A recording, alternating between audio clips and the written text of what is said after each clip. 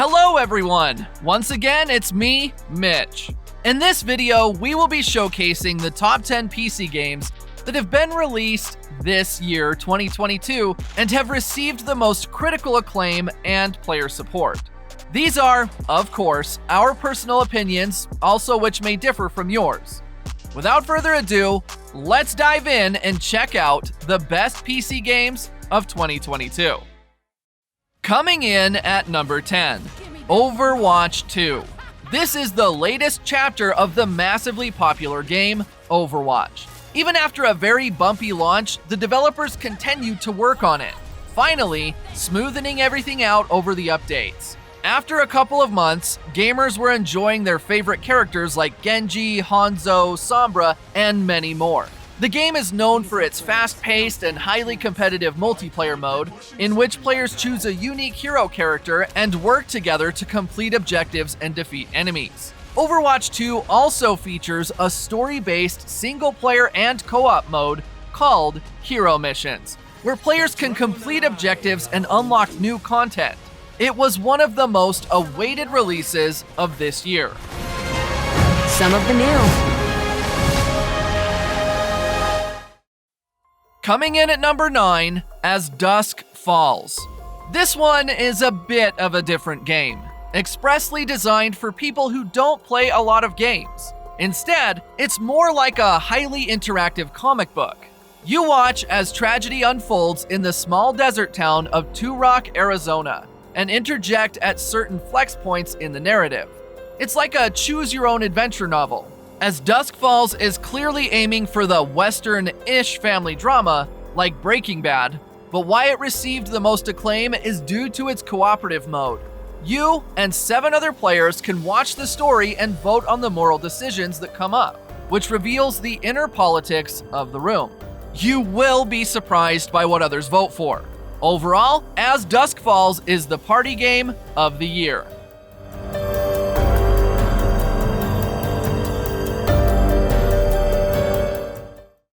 Coming in at number 8, Vampire Survivors. It is a 2D action roguelike game with a hell of a lot of bullets. At first look, it looks cheap and ugly, but it really excels at what it's trying to achieve.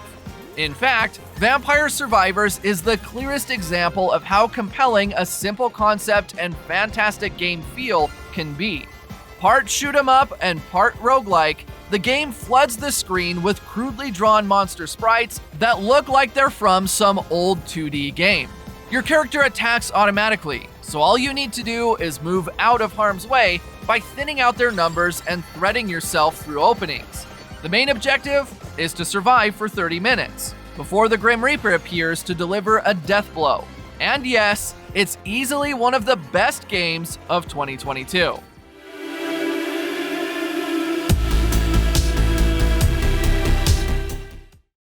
Coming in at number 7, Sifu. It's a very polished fighting game. Sifu was launched in extinction of similar games, to fill up that void, and it resurrects one of the most primal joys of video games. That is, knocking out a bunch of dudes in a bar. Sifu has no plot other than a warmed-over collection of fighters looking to fight. Also, its gameplay never deviates across its 7-hour running time. Angry men want you dead. You show them no mercy with your fists. Simple as that. But that doesn't matter, because meshing together a package of punches and kicks on some nameless heavy leaning on a pool table feels as good as it did in the 90s. For those of us who love getting lost in an intuitive combat system, Sifu is close to the best game at this time.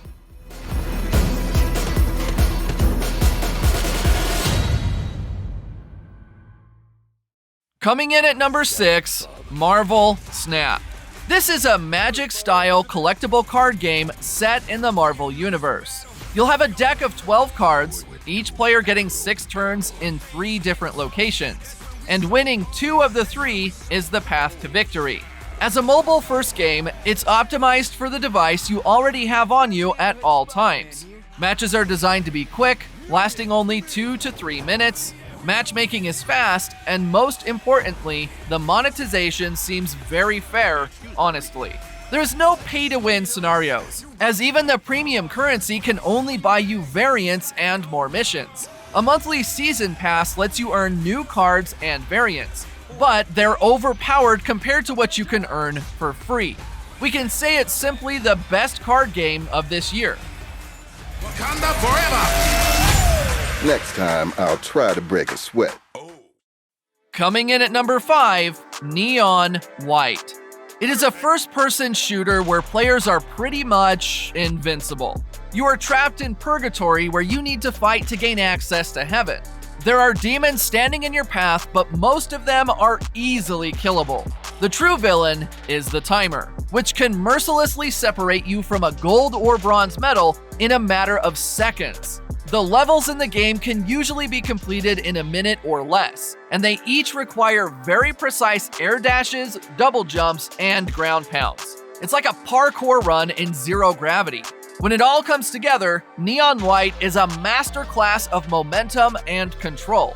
The struggle to shave that last millisecond off the run is what makes it a heavy-hitting, fun game.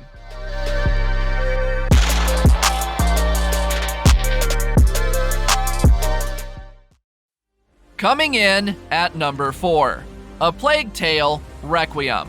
This is a direct sequel to the award-winning adventure game A Plague Tale: Innocence. In this chapter, you continue on your journey into a plague-infested medieval France set in a desperate struggle for survival. Forced to flee once more, the siblings place their hopes in a prophesized island that may hold the key to saving Hugo, whose powers reawaken and death returns again in a flood of devouring rats. Requiem gives players a set of stealth action puzzles, a more devious arsenal of weapons, and a genuinely startling graphical advance.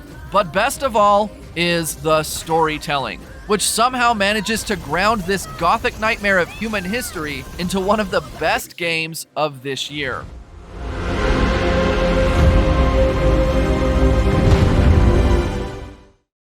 Coming in at number 3, Tunic. At first glance, seems like a colorful little action adventure starring an adorable fox with a little sword. But in defiance of the modern games trying to guide players to destinations, Tunic emphasizes on exploration and discovery. Though its world seems adorable, it's also quite dangerous, taking a Souls-like approach. The combat is methodical, relying on well-timed parries and dodges. Even small enemies pose a thrilling threat, and defeating the larger bosses feels rewarding to the players. But if you want to be an explorer without hitting combat roadblocks, Tunic has great accessibility options to tailor the experience to your liking. One of the best indie games of the year.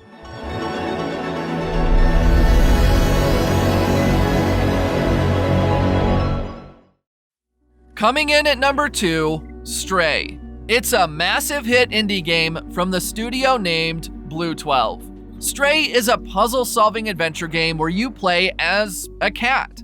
Yes, there's even a dedicated meow button, featuring a neon-lit cyberpunk city and puzzle-solving cats, both in-game. Stray succeeds because it is a love letter to cat people. Your kitty can scratch up carpets, ruin couches, knock over household items, and make those uniquely feline leaps into tight spaces. The developers really put so much effort to recreate the proclivities of the average house cat. It offers an experience that keeps you invested from start to finish. No wonder it is one of the gems of 2022.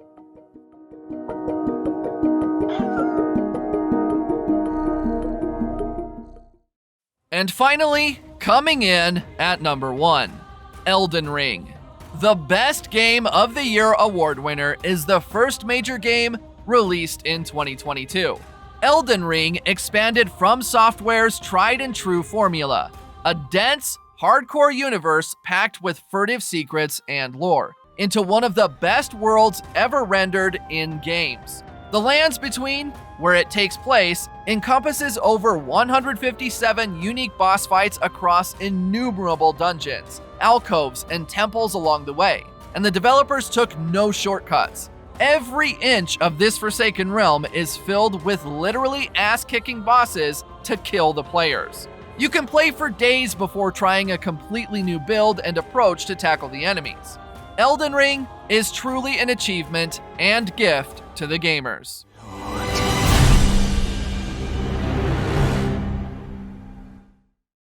And with these best PC games of 2022, we wrap up our list and hope that you enjoyed our opinions.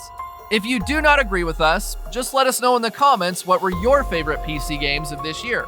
Also, don't forget to hit the like button and subscribe if you have not already. See you guys!